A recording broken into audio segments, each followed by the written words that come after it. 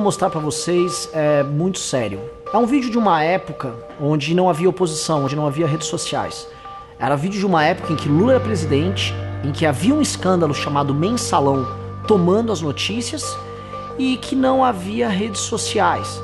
Um período de que nós dependíamos única e exclusivamente da boa vontade do PSDB, de figuras como Aécio Neves, Fernando Henrique Cardoso, José Serra, para nos defender do que havia de mais escabroso e sujo no petismo, que era a compra de votos de parlamentares feitos com dinheiro roubado, com propina. Eu vou mostrar um vídeo agora pra vocês, é uma entrevista do Ciro Gomes, sim, Cirão da Massa. Caiu na net um vídeo do Cirão da Massa dando uma entrevista com um jornalista de esquerda, falando lá daquele jeito dele muito machão, muito convencido, né, de como ele atuou para que rolasse marmelada na época do Mensalão, para que não desse em nada o Mensalão e que o Lula continuasse presidente e transformasse o país nessa desgraça que ele virou desde que o PT entrou no poder. Dá uma olhada nesse vídeo. Quando deu a crise do Mensalão, a própria Dilma dizia, muito grata ao seu papel interno lá, a partir do século XX. Era o golpe. Não, nós ganhamos. Não, nós ganhamos a parada. Sim, não, aí é que tá. O Zé Disseu, na data, meu amigo, né, infelizmente está nessa situação, o Zé Disseu, na data, defendia obsessivamente este alinhamento, essa aliança com o PMDB, com o objetivo que não tem a ver com a nobilitação de um presidencialismo de coalizão. Fernando Henrique sempre acha uma palavra elegante para explicar as picaretagens e tal. Então, presidencialismo de coalizão, aquilo só tinha uma finalidade: tempo de TV na véspera de eleição e medo de CPI. E a Dilma resolveu conciliar. Isso é que é importante. O Lula apostou em não transigir, negociamos, conversamos. Por exemplo, eu tive muitas conversas com o então governador Aécio Neves, que mandava um avião me buscar, mandava buscar o Eduardo Paes, deputado federal da CPI, mandava buscar o Fruet no avião, a gente quebrava o pau numa salinha secreta no aeroporto da Pampulha e delimitávamos os caminhos. Qual CPI que é essa que você está falando? A dos Correios, do Mensalão. A do Mensalão. O Aécio ajudou muito a gente a limitar as coisas, e um limite foi dado quando nós dissemos, do filho do Lula para trás. Isso na conversa, procurei o Aleluia, para dizer, daqui para trás, procurei o Gabeira, é daqui para trás. E todos nós procuramos e vim aqui no ABC, eu fui escalado, reunimos o sindicato para a luta. Eu lembro quando foi feito o anúncio lá. Para a luta. E acabou. Eu já tive com uma... A Dilma aprendia de feiticeiro. Vamos detonar essa turma. Você está falando quando? Isso aí, 2015? Ao longo do processo, não. Não, 2010. 13. 13. 14, 15. E tem entrevista, mas assim, na iminência do impeachment, eu dizia para ela uma vez, se aborreceu comigo, eu disse, você sabe por quê?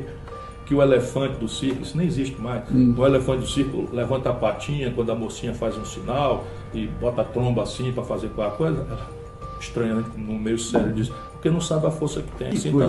Na época do Mensalão, por exemplo, queria que o Lula fosse à televisão anunciar que abria mão da candidatura à reeleição, que o Fernando Henrique segurasse os cachorros do PSDB na coisa do Mensalão. Vocês perceberam a gravidade desse discurso do Ciro Gomes? Em resumo, né, o Ciro Gomes conta como ele atuou, como o José Dirceu atuou, como o Lula atuou, e como o Fernando Henrique atuou, como o Gabeira atuou, como o Aécio Neves atuou, como o Aleluia atuou, durante o Mensalão. Ou seja, como foi feito um acordão para manter o Lula no poder, né? Ciro estava lá se achando na entrevista. Ele disse basicamente que aquela nós vencemos, né?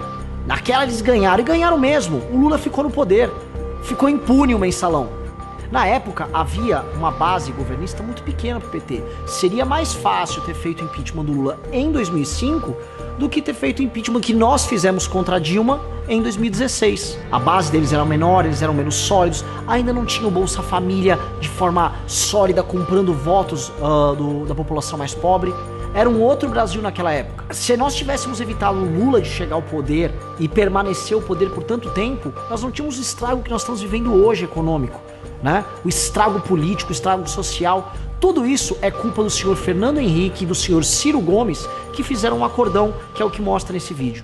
Ciro demonstra, por exemplo, que desde aquela época o José Dirceu queria trazer o PMDB, né, e fazer o grande bloco político que ele conseguiu fazer nos anos vindouros.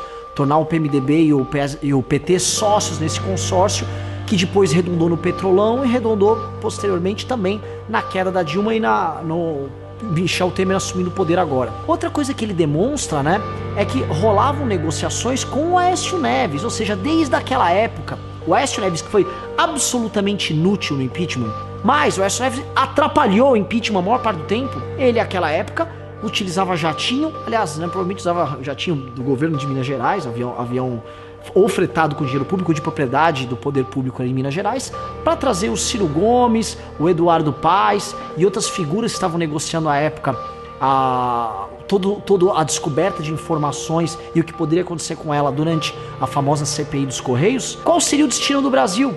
E ali ficou muito claro, né, que foi uma arregada clássica do PSDB, né, porque o PSDB tinha ido com tudo pra cima deles, eles estavam no colo e não tinham tanta força. Fernando Henrique, à época, foi um dos que segurou o PSDB e falou: opa, para aí, estão exagerando muito, né? Isso pode dar um grande conflito. E a história provou, não existe a massa, o exército do PT nas ruas. Naquela época eles blefaram. Falaram: nossos pelegos vão sair às ruas. O Ciro cita que ele foi nos sindicatos metalúrgicos lá no ABC, né, fazer um discurso, falar que eles iam à luta. Igual eles fizeram agora e nunca aconteceu nada, porque eles são os bostas. Eles não têm nada, os pelegos deles não iam fazer merda nenhuma, como não fazem nada hoje. Mas naquela época, né, dependendo do PSDB, nós nos demos mal, nós nos ferramos. Ciro Gomes mostrou toda essa promiscuidade. A outra coisa que ele mostrou é que havia nuances. Por exemplo, ele fala lá que o Fernando Henrique tentou segurar a cachorrada do PSDB. E de fato haviam parlamentares na oposição naquela época que realmente queriam ferrar o petismo, ferrar o Lula na época, né? O Carlos Sampaio queria, o Fruet, que eles citaram, foi um que estava atuando muito firmemente ali na oposição ao petismo. No DEM, que na época era o PFL, nós tínhamos o Onyx Lorenzoni, que estava atacando demais. Havia muitas forças que naquela época já queriam o impeachment deles. Essas forças foram sufocadas por uma pressão que veio de cima da liderança do PSDB, que é o grande traidor da nação. Naquela época não tinha como fazer manifestações, porque não haviam redes sociais. O Orkut chegou ao Brasil em 2004, mas não havia smartphone, você não conseguia se comunicar rápido por celular, não havia WhatsApp, você não conseguia montar uma lista de transmissão, grupos de WhatsApp, as pessoas não se encontravam. Você era contra o petismo, mas você ficava sozinho, você não tinha pra onde ir. Não havia como criar um movimento como o MBL, não havia como criar um Vem Pra Rua, não havia como pessoas criarem páginas, perfis, nada. Nós estávamos sozinhos, dependendo da liderança dessas pessoas do PSDB. E aí essas pessoas, como o Ciro Gomes demonstrou aqui, essas pessoas nos traíram. Essas pessoas enfiaram uma faca nas nossas costas e deixaram que o Brasil ficasse na mão deles por tanto tempo. De 2005 até 2015 foram cerca de 10 anos aguentando todas as mentiras, aguentando a corrupção, aguentando a arrogância do PT e do Lula. Naquela época também permitiu-se que o Lula fosse comprar os votos do Nordeste. E aí eles se tornaram donos dessas regiões Norte e Nordeste e também das periferias dos grandes centros na região Sul-Sudeste até hoje, né? Eles são donos de um eleitorado, não à toa o Haddad agora está crescendo nesse eleitorado e vai para o segundo turno nesse eleitorado. Tudo poderia ter sido evitado se esse conluio sujo, corrupto, vagabundo, bandido, que o Ciro Gomes mostrou a mão dele cheia de lama como participante desse conluio, não tivesse acontecido. E esse conluio aconteceu.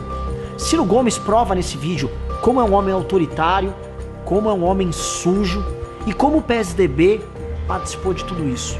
É muito triste saber que durante tanto tempo nós somos vítimas dessas pessoas. A grande alegria que nós temos hoje de poder atuar nas redes sociais, de termos o nosso grupo como MBL, é falar pra você que está nos assistindo. Isso nunca mais vai acontecer. Nós nunca mais permitiremos que gente como essa, como Fernando Henrique, como José Serra, nos lidere e faça esse tipo de acordo, permitindo que Lulas, Dilmas, Ciros e toda essa corja continuem mandando em nós. Nós somos livres, tanto do PT quanto de vocês do Tucanato. Muito obrigado. Inscreva-se no nosso canal.